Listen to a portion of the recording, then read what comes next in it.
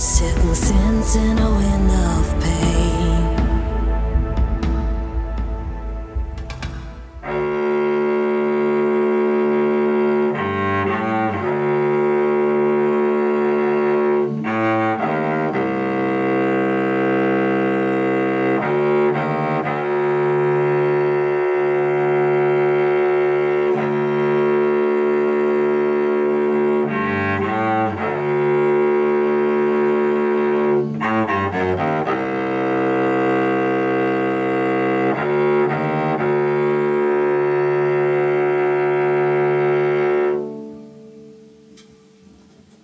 Fand ich sehr gut.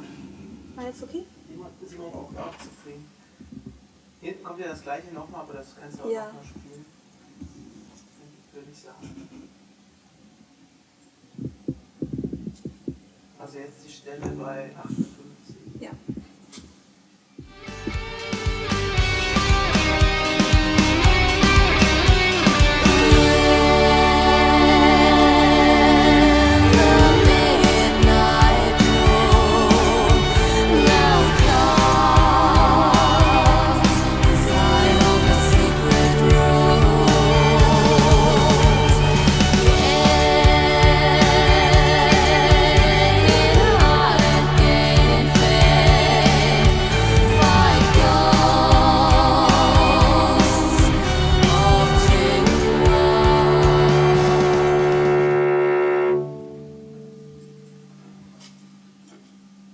Soll ich es noch einmal machen?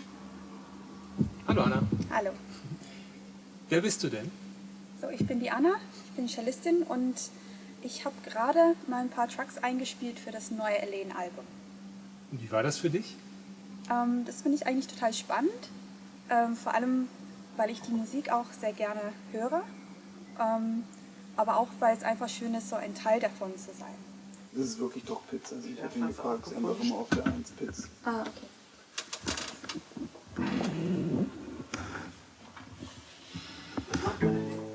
The Wave Walkers.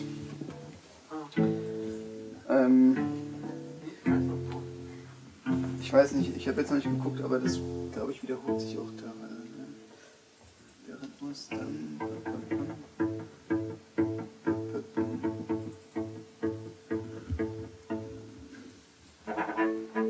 Gut, jetzt nochmal richtig.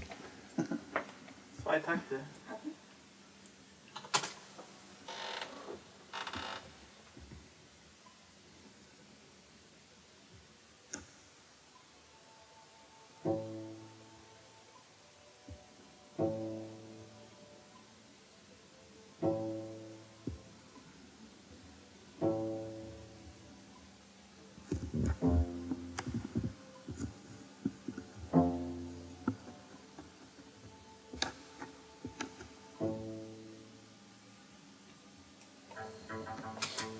Leider nochmal machen. Ja. Waren nicht alle so schön. Gerade als es nicht um die Aufnahme ging, war es besser. Als ich nicht aufgenommen habe. Oh. Aber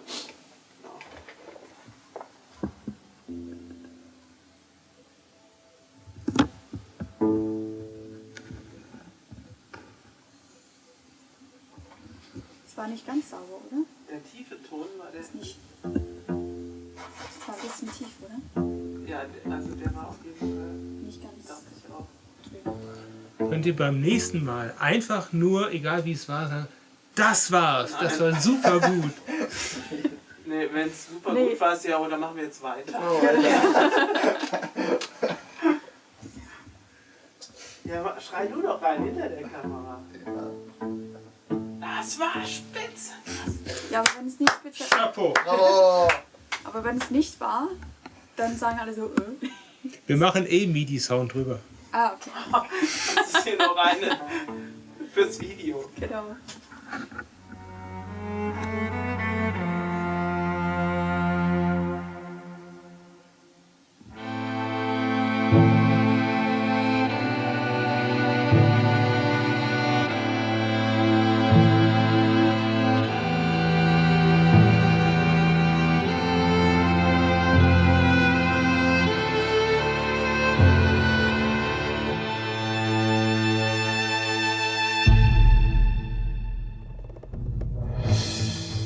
Ja, jetzt habt ihr gerade die Anna kennengelernt am Cello.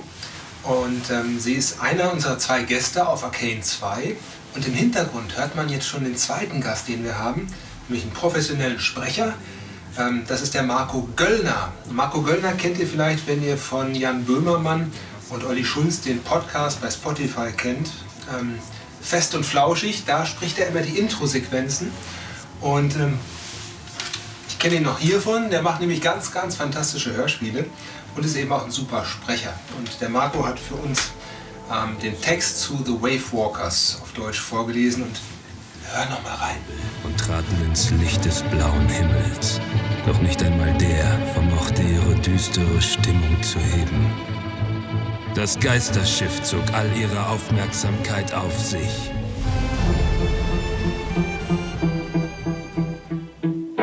Scheiße. Das war super! Oh. Das ist ja irgendwie... Was für Musik machst du sonst? Ich bin eigentlich so Orchestermusikerin, das heißt, ich spiele meistens klassische Musik, aber ich höre gerne ganz viele verschiedene Arten von Musik an und ja, jetzt habe ich den Faden verloren. Es fängt doch gerade an zu regnen. So, jetzt, das ist Sabatea-Song. So sieht das am Anfang aus mit den ganzen MIDI-Spuren, Streicher, Harfe, verschiedene Percussions. Genau, und hier unten sind die Gesänge. Das Lied ist tatsächlich am Rechner entstanden. Das meiste, was ich mache, komponiere ich mit der Gitarre erstmal. Und ja, und so schaut es aus, bevor es dann nach Kalthallen geht. Und dann hören wir doch einfach mal rein, wie sich sowas am Anfang anhört. Secret in your flame, your light and your strength.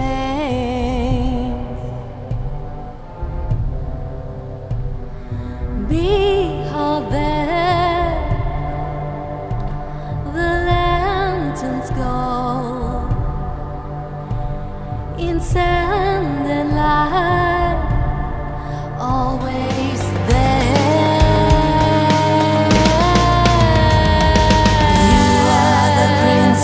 This kingdom is yours.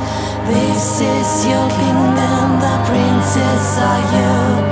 Realign life's compass, and I will promise you the world will fall down on its knees before you. You are the princess. This kingdom is yours. This is your kingdom. The princes are you. Realign life's compass, and I will promise you the world will fall down. 2 Takte vorher reicht das?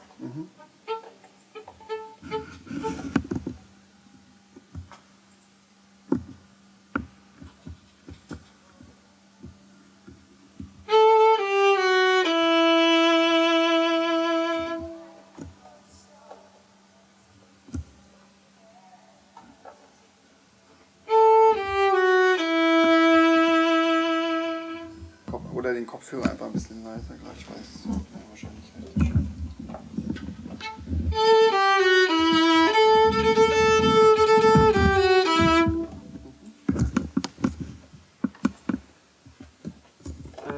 Ja, ich hätte diese Stelle.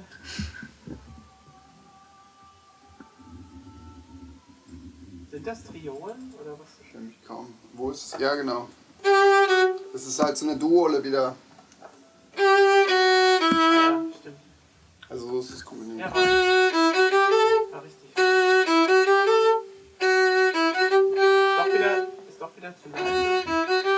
Der Kopfhörer, oder meinst du gerade in der Wiedergabe? In der Wiedergabe, Achso. ist wahrscheinlich. Ja. Okay, nochmal von vorne, ne? Aber war gut eigentlich. Also, ich glaube, jetzt sind wir so weiter.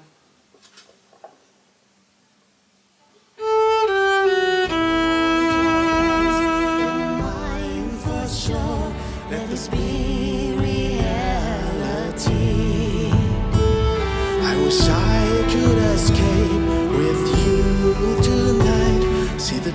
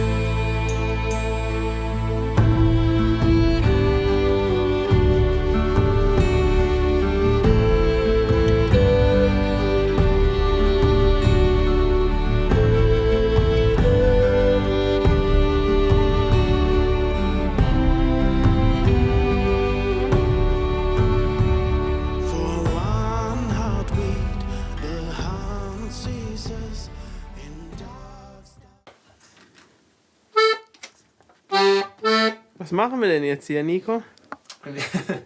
Wir machen gerade Elaine-Aufnahmen und zwar für das Stück Und warum hast du ein Akkordeon? Hexermatic Dance heißt das Lied und das Akkordeon ist dafür da, dass wir das jetzt aufnehmen können.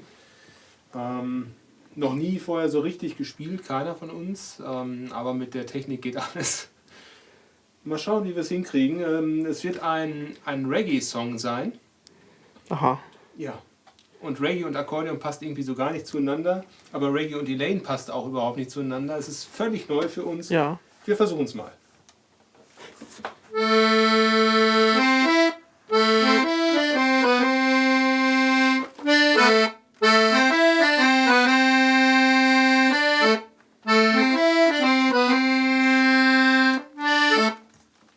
So ungefähr.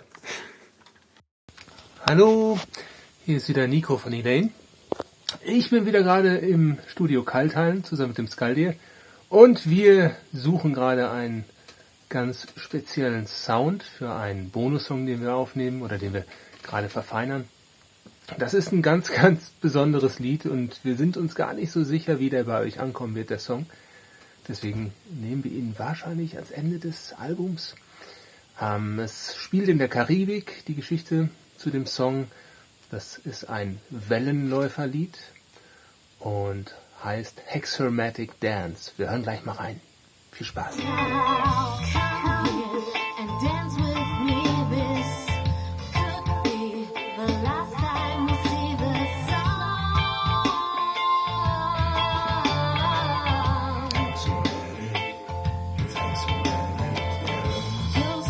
Ja, wir spielen jetzt ein bisschen mit dem Effekt, mit diesem Echo-Effekt. Vielleicht nehmen wir den noch mal weiter raus, der ist so sehr extrem.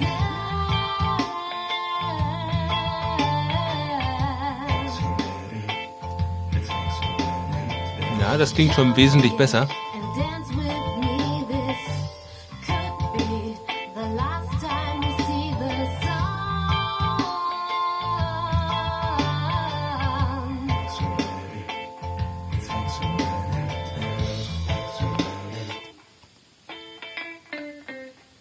Ja, das ist jetzt der Hall, für den wir uns entschieden haben. Der heißt H-Delay. Ah, okay. Von Waves. Hören wir uns das mal an. Erstmal zusammen. The waves, salty reefs, deep blue sea, little feet, oceans white,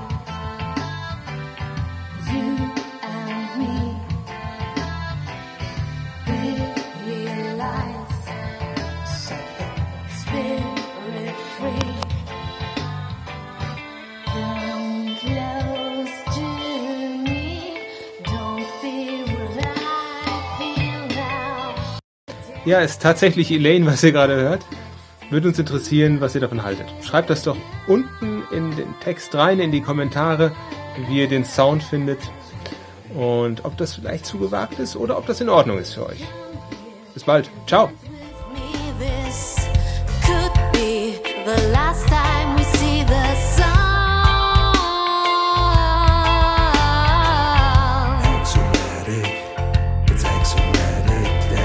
Ghost ship, Junior Province. So, liebe Elaine-Fans, hier sind wir eigentlich ein allerletztes Mal, oder Nico? Ja, wahrscheinlich ist es das letzte Mal für dieses Album. Und zwar sind wir hier schon im Mastering. Es geht jetzt praktisch nur noch darum, die Songs sind alle fertig. Wir haben die Fehler behoben. Das waren teilweise technische Fehler, Knackser, eigentlich unsauberen Schnitte, die man noch gehört hat jetzt im Mastering. Und jetzt geht es eigentlich nur noch um die Pausenlängen zwischen den Stücken. Das heißt, wir haben jetzt 14 Tracks. Das sind 64 Minuten Laufzeit. Und wir gehen jetzt mal die einzelnen Lieder durch, hören uns die Enden an und checken mal, wie lange die Pause sein müsste, damit es sich natürlich anhört, damit es Spaß macht, sich dann den nächsten Track anzuhören. Denn Pausen sollte man nicht unterschätzen. Wenn ein Lied direkt auf das andere folgt, ohne dass man ein bisschen Zeit dazwischen hatte, sich da zu beruhigen, wieder ein wenig abzuspannen. Da kam eine Nachricht rein. Es ist also wichtig, eine Pause zu haben und das machen wir jetzt.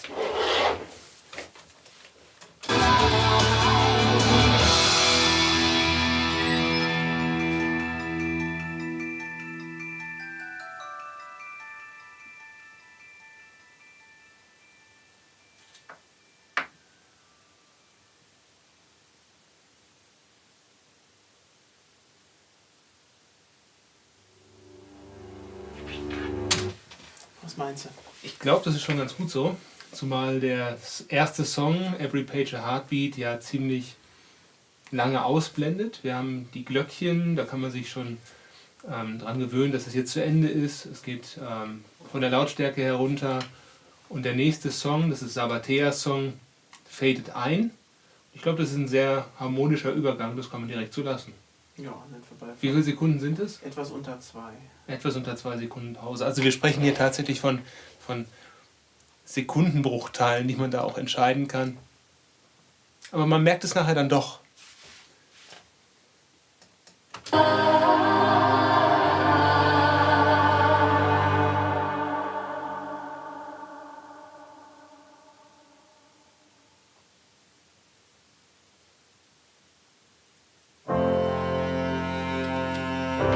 Da würde ich sogar eine etwas längere Pause lassen. Ja? Ja.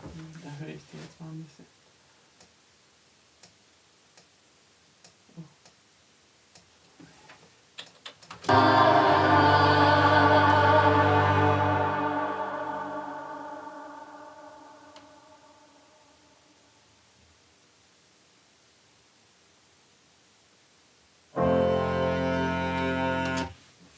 Das war jetzt eine halbe Sekunde länger ungefähr. Ich fand's gut. Wie fandst du's? Ja, hat mir gut gefallen.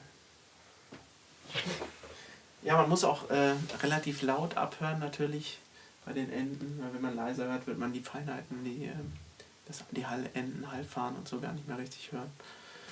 Also, das kommt hier rüber. Und die Lieder haben in der Regel auf dem Album ein festes Ende. Und man kann ja auf verschiedene Arten aus einem Song rauskommen. Man kann entweder ausfaden, man ist also mitten in einem Song drin und dann wird es leiser und man hört nach wie vor, wie der Chorus ist oder die Strophe und dann geht es halt raus aus dem Song, ohne dass es ein festes Ende gibt. Oder es gibt eben so diesen Schlussakkord. Und wir versuchen auf Arcane 2 ein echtes definiertes Ende zu haben für die Songs, was dann halt bedeutet, dass wir in der Regel einen Hall am Ende haben. Es kommt ganz oft vor, dass wir also Gesang haben mit Hall oder ein Instrument mit Hall. Und das ist dann besser auch für die Pause. Man hört, dass es zu Ende ist. Achso, das ist das Zeichen, dass ich auf Wiedersehen sagen soll. Das Video wird sonst zu lang und zu langweilig. Alles Gute, wir hören uns. Ich möchte euch ein bisschen zum Design erzählen von Arcane 2. Das sind alles die Strukturen und Bilder, die ich verwendet habe. Und da hinten liegt meine Katze und findet mich ein bisschen komisch. Das ist das Bild Sabatea. Das ist schon ein paar Jahre her, dass ich das gemalt habe. Das ist Acryl auf Leinwand. Und hier ist eigentlich Seidenpapier, aber ich nenne es Pergament. Ich finde es immer absolut schön, in Designs sowas zu verwenden. Und da habe ich Aquarellflächen aufgemalt und die hinterher für die Personality Pics verwendet.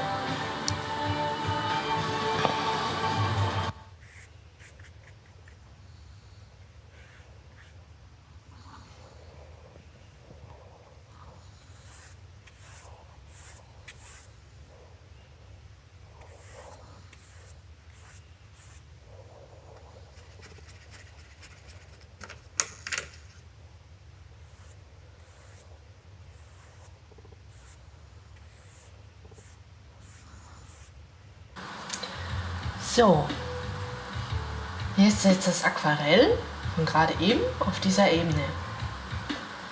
Die habe ich dann so reingelayert. Das sieht oft ganz cool aus eigentlich. Mit den Strukturen und so weiter. Und die Bilder sind alle von der Natalia. Die Artworks. Und von dem Coverbild habe ich dann hier noch Elemente übernommen, was halt super zum Design und zum Inhalt passt. Diese Funken und Sterne. So.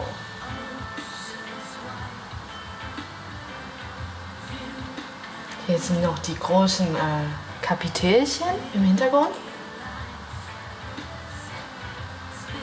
Und hier unten sind die ganzen Pergamente, ganzen Hintergründe.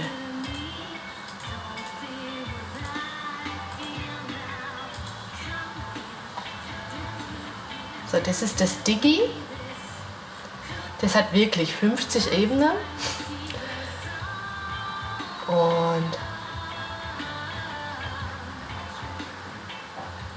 irgendwo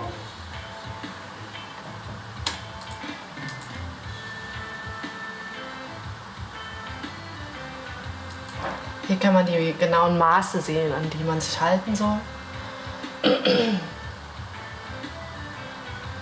So sieht das dann ausgeklappt aus.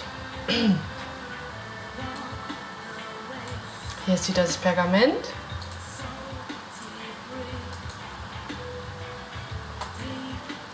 Am Ende kam mir noch die Idee, einzelne Fragmente des Covers in die Booklet-Seiten einzubinden. Hier auf der linken Seite zu sehen.